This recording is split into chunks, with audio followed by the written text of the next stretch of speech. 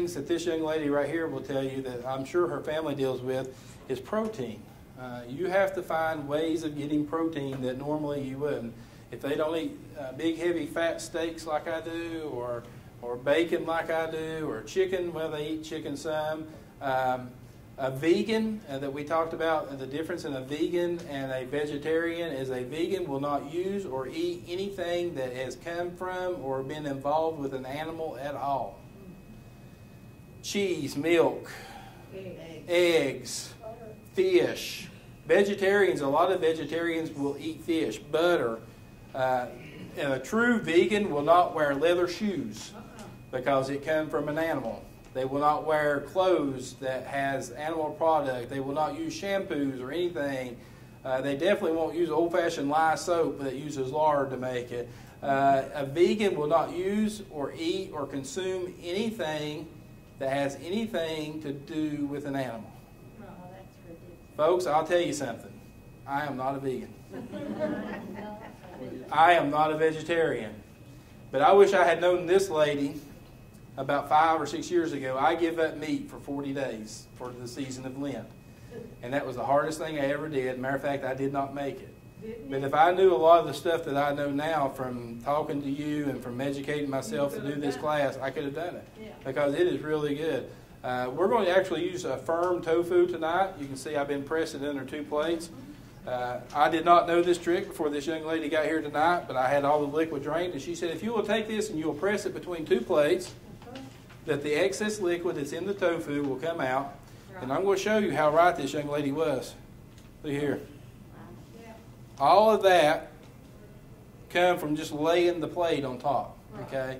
How many people here have ever eaten tofu? How many people here like tofu? How many people? Let me see a raise of a hand of somebody that's never had any kind of tofu before. Come here. Back left-hand corner. Come here. Come on. Come up here, Wayne. Has Peggy left already? Peggy saw we had tofu and she got the heck out of Dodge. Okay. She's not back there. Now, I'm going to let you try this, okay? And the reason I want you to try this is I want you to see the difference in it just straight out. Okay, stand right there and turn around and try it. I want everybody to see the look on your face. Now, is it the greatest thing you ever eat? I can eat that. Okay. I mean, it's not perfect. It's not perfect. Well, we're going to cook with it here in just a second. And thank you for being my guinea pig tonight. Lord. Is it not tasteless? It is not tasteless. It has a taste to it. I mean, I thought it absorbed the flavor. but it does. It's just like mushrooms. Mushrooms have flavor, okay? But it's still going to absorb flavor that's around it. You take slices of this. This is an extra firm tofu, okay? The tofus that we sell down there go from anywhere from really soft to really firm. They have one step above this. It's called super firm. I did not know there were so many different kinds of tofu in the world till I got down the other day after I decided we were going to do this. And before I put down we were going to do this tonight, I went and made sure I could handle the recipes a little bit. And so I was down there looking, and there is all kinds of tofu down there. Like a chocolate pie with the silken. Right, with a silken, and the silken is just a creamy, just like a soft cream cheese, almost like a sour cream. That it is. The silken is. We actually had a roast back there. They was telling me the other day, and it's gone now. It was a beef roast that was made out of tofu.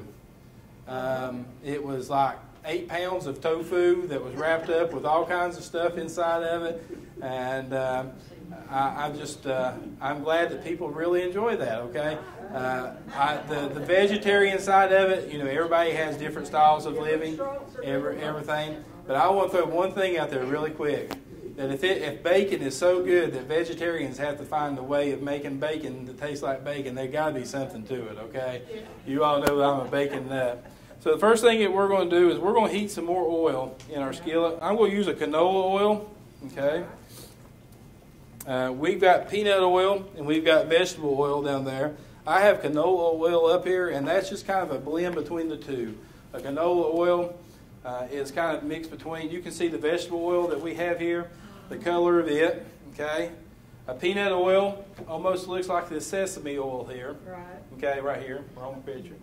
A little bit darker. And peanut oil will handle high temperatures a whole lot better. So that's one reason that they call for it when using stir fry. Vegetable oil doesn't have as high of a smoke point as what the peanut oil. And then the canola oil we're going to use today, you can see, is a little bit lighter. So we're going to let that heat up as soon as I put it on the right eye. Okay, should have left that eye on a while ago. We're going to go ahead and cut our tofu up. And our tofu that we're using today is going to be a topping. Okay, it's going to go with our marinade and everything else. Does anybody want to try it? Is there anybody out there that wants to try it before I cook with it? Okay. Do you want to try it? Okay. Wesley, would you come here for just a second? Oh, yeah, he can come and get it for you. Come here for a second, Wesley. No, you don't have to. He's afraid I was going to make him try it.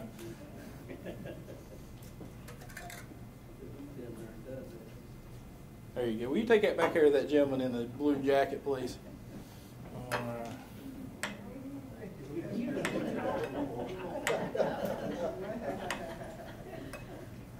All right. So our oil is heating up. You can see in the center, you see how our oil is starting to separate from our pan?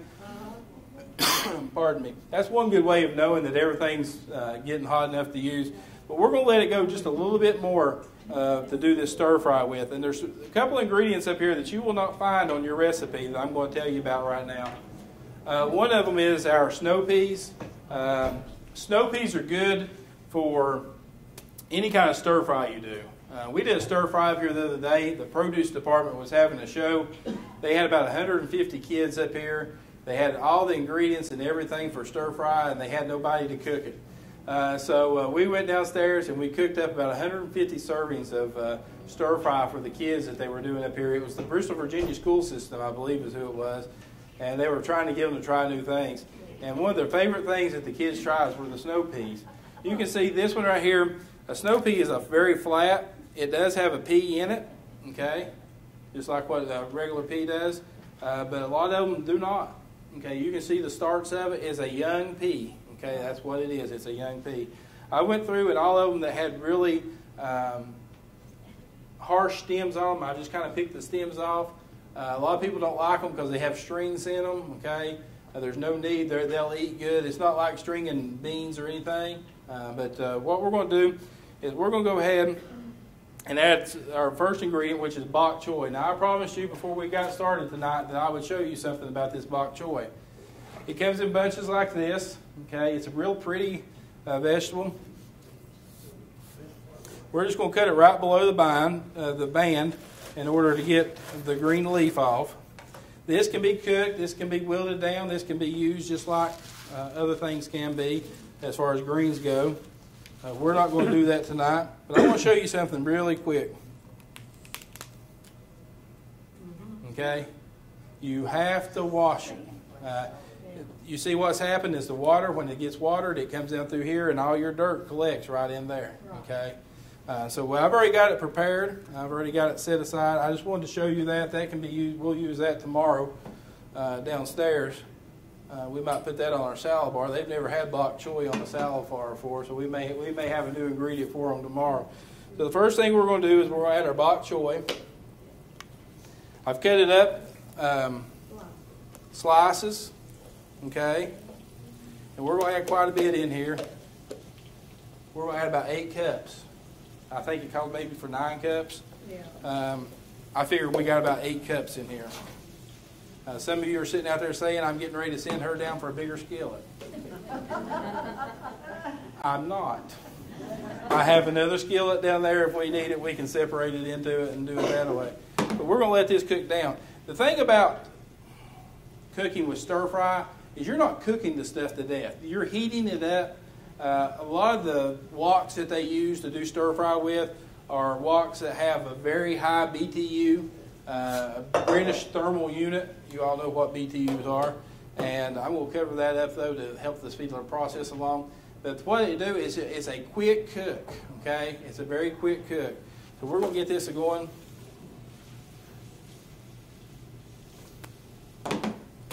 Mix that up really good. The next thing we're going to add is our mushrooms. And I want to tell you something about these mushrooms. These are shiitake mushrooms, okay?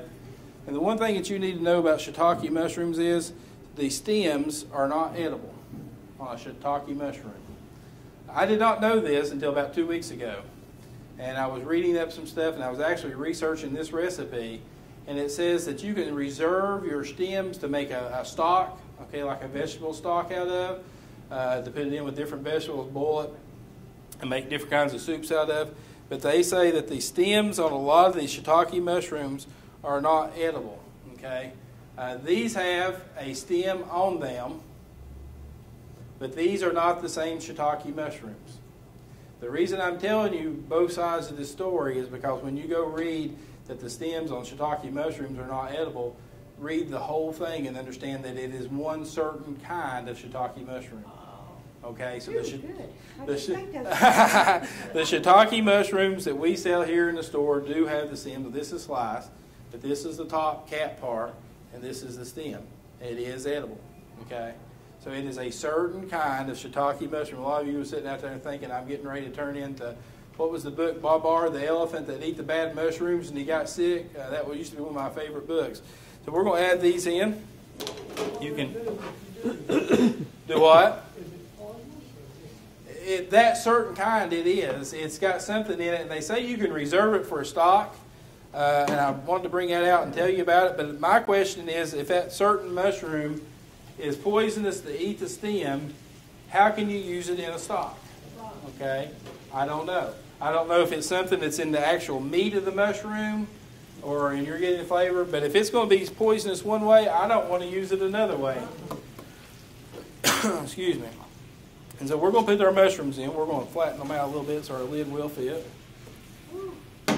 That will come right. Boy, that got done quick, didn't it? And we're going to let this cook for a little bit and let it all cook down. Okay, we're going to cook it for about 5 minutes. According to our recipe, we're going to cook it that way. I'm going to set these bowls back here and get them out of the way before I knock them off. Okay. What does putting a lid on the skillet do? Speeds it up. Why? Keeps the heat in. Keeps the heat in, the steam. You're actually cooking with a little bit of steam when you do that from your oil and everything. So the next thing we're going to do is we're going to do it until it's tender, crisp. That's what we were talking about earlier. You're not going to cook it to death. How many people like green beans still crunchy? Yeah. How many people like them just blanched? Just dropped in hot water, pulled out, then dropped in cold water. It brings out the beautiful green on the green bean, but it's still crunchy. A lot of places you'll go to and they'll take it and they'll do asparagus the same way. And they'll take some kind of herb, leafy green herb like basil or something. They'll wrap it around and tie it off, okay, for the presentation. You really like it that way, don't you? I can tell by the look on your face that that's just a wonderful thing. I like green beans a whole lot. But I like green beans cooked country style. I want them wielded with a lot of fat back in them. They're just as good with olive oil. Well, here goes my vegetarian speaking again. If you want to cook country beans vegetarian style, now I say style, you can use olive oil, and a lot of people do. We was talking Thursday night also about cooking some things, and my mother-in-law will cook green beans just for me because I will not eat canned green beans. I do not like canned green beans. You may like canned green beans, and that is so good you can have mine. Okay? I do not care for canned, store-bought canned green beans. I like canned that you can out of your garden. Right. Okay? But she'll cook them, and she'll put a big piece of fat back in there, and my goal is to get there early enough before she pulls it out and tries to hide it from me. Okay? Because to me, that is the most wonderful part of green beans and soup beans is that piece of fat back that goes in there also. So that was just for you, okay? It may be a vegetarian class, but I can tell you what's good. Okay, we've let this cook down for a little bit. If you can have mine and I can have yours when it comes to that, how's that? All right.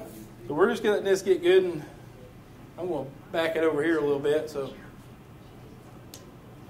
I can get it good and incorporated. We're going to take the lid off and we're going to let it go. If you're cooking with the lid on your stir fry, you want to take it off right as you get ready to add more ingredients and leave it off for a little while. And that way, that allows the moisture and the steam to come off the top of it. But we've not let it go for too long in there that it won't hurt it to stay there. So we've got that. And then we're going to add our scallions, which is our green onions that I was trying to use on the other recipe and you all wouldn't let me. Okay. Then we're going to sprinkle those on top. Again, flavor, freshness. A lot of things I've learned about vegetarian eating is freshness. Okay. It just kind of gives you that out of the garden taste with a lot of it. Okay. And then we're going to add our garlic. Yeah. I don't have a spoon. But we're going to add quite a bit of garlic in here. You buy that garlic in the refrigerated section? No, you buy it in the produce section or down the spice aisle. They actually have the, if you're going to cook with ginger like we was talking about earlier, they actually have the ginger and garlic already mixed too. It's minced and already mixed together. So when you're using the garlic is one of those things that in any cuisine that you try to fix, whether it be Indian or American or Italian or Japanese or Chinese, any kind of Asian, garlic's used in it all. There's a form of garlic about anywhere you would go and try it out. And the thing about garlic is, and with our stir fry here, you're not going to be so worried about it, is you don't want to cook it long enough it's going to burn. Because burnt garlic has a really bitter taste to it. And so you want to just cook it enough that it's just adding flavor to it. And so we've added our garlic and our jalapeno. I'm not going to add ginger to this. There's one reason I'm not going to add ginger to this. I used all my ginger on the last one, and I don't have any more to put in it, okay? So we're not going to add ginger in here. But we're going to add a little bit of jalapeno. It has been seeded and deveined, Miss Virginia. You might find a seed in here every once in a while, but it has been seeded. I did take the veins out of it. So we're just going to add that across the top. We're not going to add a super whole lot, but we're going to add, this is about equivalent of about one large jalapeno. Okay. I won't even use it all. How's that? We'll just leave that little bit in there. All right. If I had all my tools ready to go in the way I needed it tonight, we would have us 2 spoons and I would start yelling and throwing them up in the air and you all would duck because knives would be coming and everything like that. I'm not going to do that because I like you all and I want to see you back next week, okay? So we're going to get this stirred up really good. Okay, and the next thing we're going to do is we're going to mix our soy sauce wherever I put it.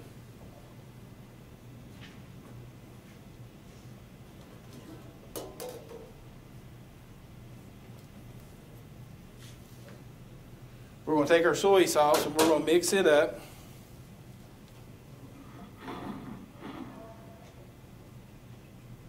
It counts for 3 tablespoons. And that'll just about cover the bottom there. Okay. Again, water. We're calling about 3 tablespoons of water. So I just take my bowl straight over here. Add me a little bit of water. Was that 3 tablespoons? That was pretty close, but that was pretty close. Again, it's not rocket science. It's all going to go in here and it's going to flavor it.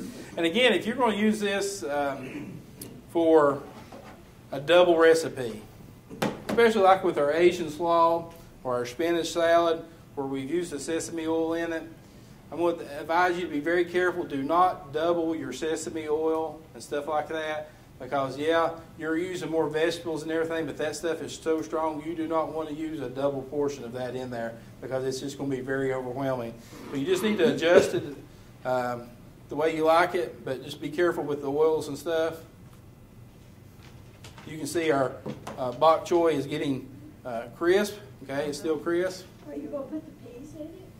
The peas, the snow peas, we're going to put them in at last because they don't need to be cooked quite as long. You're just going to heat them up. Again, I love peas. Everybody here like peas? Yes. My wife and my son adore peas. Oh, I do too. And I'm fibbing. They do not like peas, and we'll have peas at home, and to make me feel good, I'll take 1 or 2 and I'll put it on their plate, and I'll say, you got to eat at least 1 pea if you eat. I like peas raw. My sister does too. It's the best, sweetest flavor. I mean, that right there is just like, it's just like somebody put sugar in that pod right there, and just, to me, that is one of the greatest things that ever was. So I don't want to overcook them, because if you overcook them with the other stuff that's in here, you're going to lose the flavor of your peas. Okay. What about your sugar substitute? You didn't put that in your. I am just going. I put it in the sauce, right? So, but I'm going to use plain old sugar. Sugar. And the reason being is sugar is a natural product. And we're talking about natural stuff. That is, if I can find my sugar. Sugar is a natural product. Well, don't they make substitutes now that are real sugar? They make a Splenda, which is a real sugar. Yeah. Splenda is a low-calorie sugar. We talked about that a little bit last week.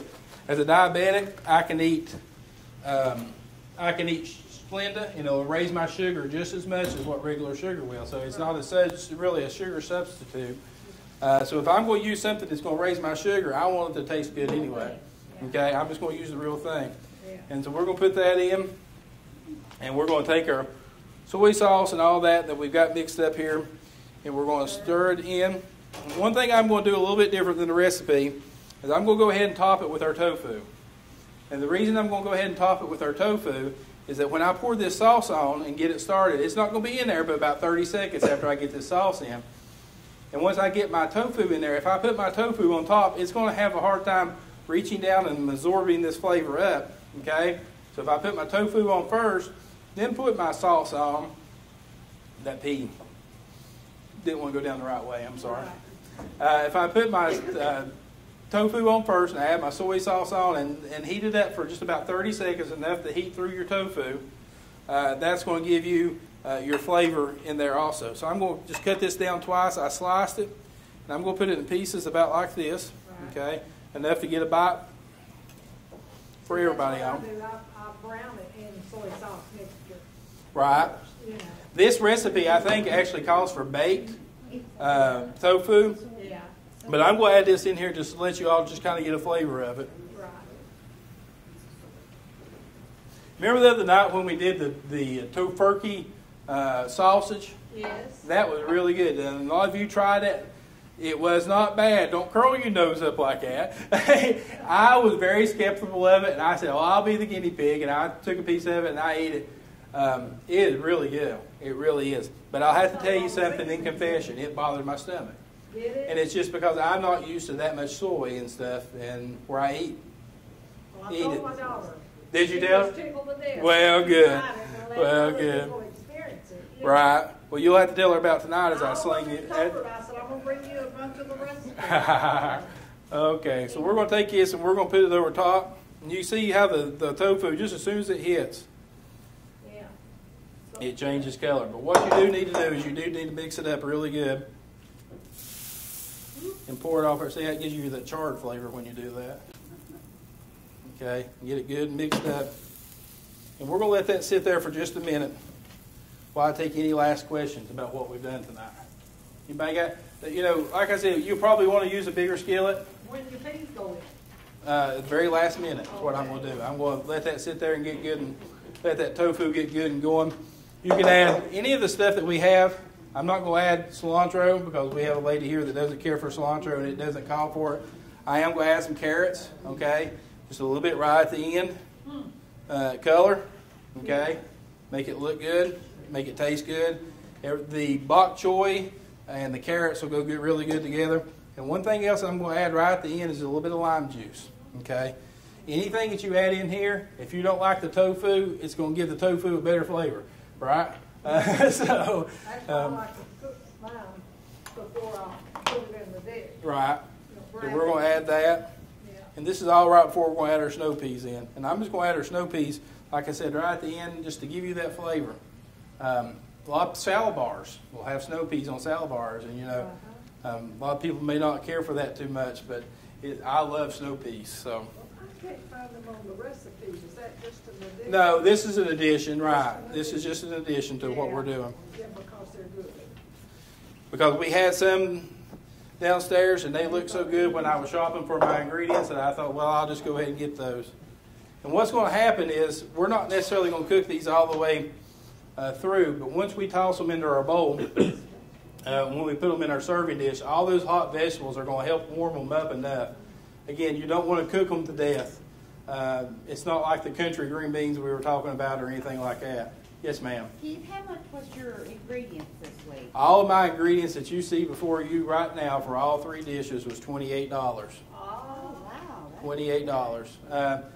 That is breaking it down into the recipes, okay? When you get into your sauces, because I already had a lot of our sauces up here, but that is your main ingredients. Your sauces, you know, like this little bottle of sesame oil here, you can see there's not hardly any taken out of it. That bottle's about $8, okay? That's half of what I spent today. So when you go into buying the ingredients, you're going to look and you're going to say that's expensive, and it really kind of is, but you're going to use that bottle from now to eternity, okay? I mean, it's just the way it is. And so we're going to go ahead and put this in. Listen. Hear it? It's like rain. And it's just cooking it up, okay? And you're just done that enough until we get it, and then we're going to put it in our bowl. We're going to put it right over our pan. And see, all of your ingredients just go right on top. And there's your stir fry. Now, do you keep your oils, do you keep them in a dark place? My oil's in a dark place. Yeah, in a cabinet in the dark, you know. I keep them in a cabinet or whatever. You don't want to. In my house, oil doesn't last very long, just for the simple fact that I use it a lot and a lot of different things. I'm going to garnish it again with just a little bit of lime juice, more flavor. I'm going to take a little bit of our regular cabbage, if I don't burn myself on the eye first. A little bit of our purple cabbage. And some chives. One more thing. Color. A little bit of carrots. And I just think when you do something like that, especially here at the store, when you garnish something, it's more appetizing. It gives it really good flavor. You've got that little bit of what I added on top there is not going to change the flavor of that. Some of you may not get anything I garnished that with. But that purple and that orange and the greens that you put on top of there, that's just garnishes it. It makes it prettier. That's just something you can do when you have company coming over and you want to show off a little bit. You can add a little bit of garnish. If it's for your family, you just throw it down in front of them and say, have at it, right? All right. Is there any questions about our stir fry that we did? Any at all? I have a question about the Asian. Okay. You said to allow it to sit about an hour and a half. Right. Out at room temperature or in the fridge? I would, at an hour and a half, I would put it in the refrigerator, and then about 30 minutes before I got ready to serve it, I would pull it out and let it come up to room temperature a little bit. Because cold is not going to allow you to taste it as much as when it's a little bit warm. Okay. But when you're setting it out for an hour and a half or 2 hours, you're running the risk of room temperature. I do not recommend that you do anything. If you're cooking hot food should not sit out no more than 2 hours. If it sits out more than 2 hours and becomes cold, it's bad for you. That's where stuff starts breeding. If you're cooking cold foods, it should not sit out no more than 2 hours because then it gets warm. And that's when all that starts. So you've got a temperature range that you've got to stay between, and 2 hours is really pushing it for that. So every once in a while, somebody down in the kitchen will forget something, and it'll sit out, and somebody will come and say, "Can we use this?" And I'll say, "How long was it sitting there? All night?" No. And I'd rather them come and ask me though, and make sure that we got everything right. So, any other questions before we go to the meat? Any other questions?